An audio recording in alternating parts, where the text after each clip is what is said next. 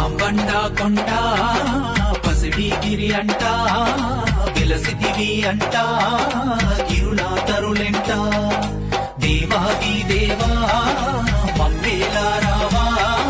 రామలింగేశ్వర శరణు సర్వేశ్వర కోటొక్క మొక్కులు స్వామి కోరిన వరమీయగరావా పాపాలు తొలగించేటి శ్రీరామలింగేశ్వర వనవాసం వెళ్ళే కాలాన అడుగు ఇచ్చట పెడితీవంట అమ్మా సీతమ్మతో కలిసి సేద తీర వచ్చితివంట